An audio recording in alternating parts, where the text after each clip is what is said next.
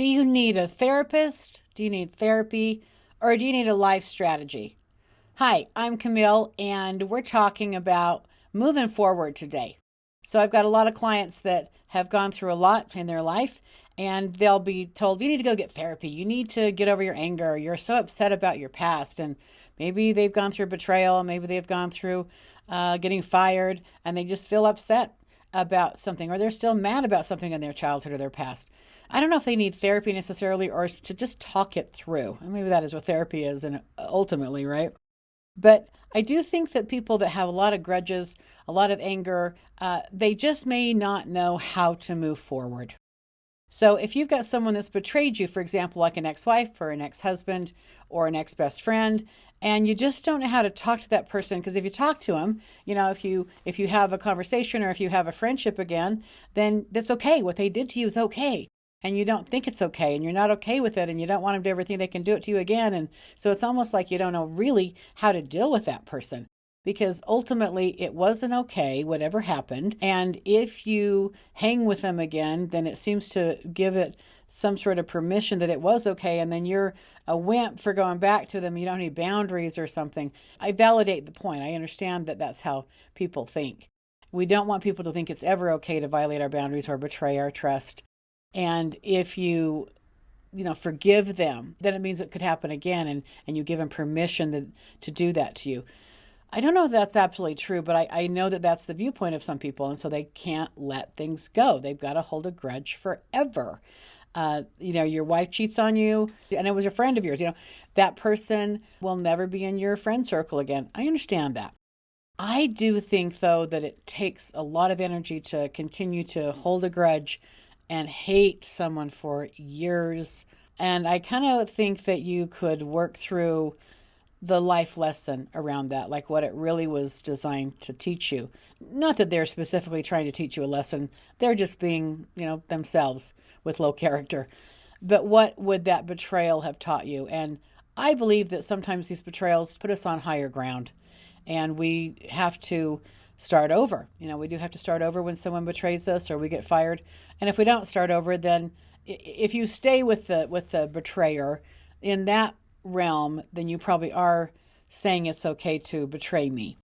But if you leave and you're starting over, then maybe you get to let it go and work through it and not have it hold your heart back and hold yourself back, because you don't trust yourself or you don't trust anybody else ever again.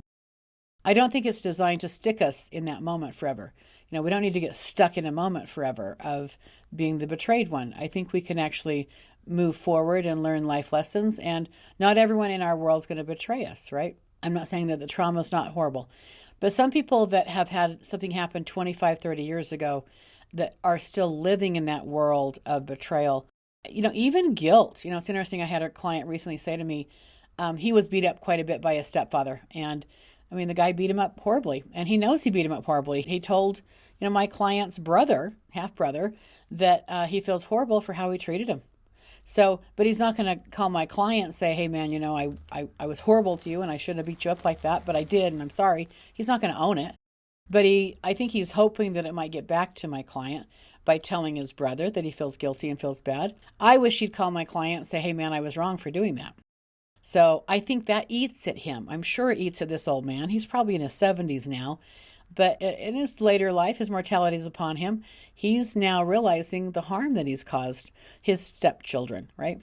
Especially my client. But even my client struggles with, I don't want to talk to that old effer, right? He's still upset with him. But all of these old wounds, this has been a theme this week. I've got a family dynamic, and there's been one of my clients hasn't talked to her mother-in-law in 6 years. Been a long time. A lot of water under that bridge. And the mother-in-law is reaching out now, wanting to come in and sit down and do some clearing and talking. And I did talk to the mother-in-law this week, and the expectation was we're going to kind of clear things up. And I said, well, we're going to start a dialogue. Let's start out with some lower expectations. In fact, let's have no expectations. Let's just start communicating, and maybe we all just share our emotional truth, whatever that is, and try not to personalize that. So time does have a way of having us reframe things and having us, we don't see it the same way, or we see our part of it and we realize we were wrong, or we probably owe an apology. And so it's time to clean messes up. So if that's a theme in my life, it's probably a theme for your life out there, right?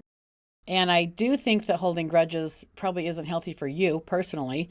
I'm not this big, oh, you got to forgive everybody. There's a time and season for everything. But I don't think we rush to forgiveness until we're ready to forgive. But here's what I find a lot of people doing. I find a lot of people hanging on to their past, that betrayal, that wound, so they don't have to move forward. And, when we have these standoffs, for 6 years and we don't talk to our mother-in-law for 6 years, or our daughter-in-law for 6 years, or our stepfather for 30 years, when we have these long-standing wounds and pains with each other and we avoid each other for a long time, we're both right. We're both going to be right about something. And then when we're facing our mortality, I think that's the stuff that runs through our head. I think that's the stuff, man, I should have said I was sorry. Man, I wish I wouldn't have gone this long without talking to so-and-so. Or what am I doing? Why am I still being so self-righteous about something? I should let that go. And I need to, call them and tell them I've let it go.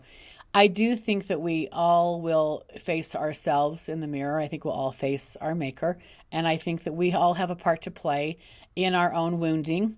But I think people that hang on to their wound is because they don't know where to go from there. They don't know where to go after they get over it, or after they let it go in their own mind. What do I do now? Well, here's what I always say. Just tell the truth faster. Tell the truth faster. And why don't you make a phone call or send a letter or an email or a text? There's so many ways to communicate nowadays. Or send a message through a family member. And maybe you say you're sorry. Or maybe you say, hey, I want to let go of the past. I want to create a new future with us. Or I want to move forward in my life, and this is in the way. And I just want to say what's so for me, and hopefully you can hear it and we can move forward. Or we don't move forward. I just need to say what's so for me. I don't know exactly what you say. And maybe this is, the part where a counselor or someone comes in, because again, it's not like you're needing therapy. That's why I started this conversation with, do you need therapy or do you need a life strategy? Because some of these things that happen in our past, we can let them go. We can have a conversation. We're going to just complete it. And even talking to someone and just getting that emotional air and having someone understand what happened. And you work it through in your head where you're going to put it, even if that person's dead and you have no way to clear it with them, you can put it to rest yourself. And so it just gets out of your thinker. It gets out of your day-to-day thoughts. I have this going on in my life, and I think that other people have the same thing. So maybe it isn't therapy you need. Maybe it's just a completion conversation to have with yourself or someone else or the person you're incomplete with. And I can't tell you the relief and the freedom and the thank yous I get after I help people mediate whatever they got going on, and they come to some sort of understanding, acceptance of each other. We're both human. We're imperfect. We made mistakes. We hurt each other, and we're going to let it go. Maybe we're not even sorry. Maybe we're not going to forgive each other. We're just going to be complete about it. And then you can move forward with a new strategy in life and not have that tension that's holding you back. So if any of these things that I'm sharing can help you, you're welcome to reach out to me. I'd love to sit down with you or talk on a Zoom call or whatever. You can find me at healwithkimile.com, HEAL with KIMILE.com. Have a great day. Bye-bye.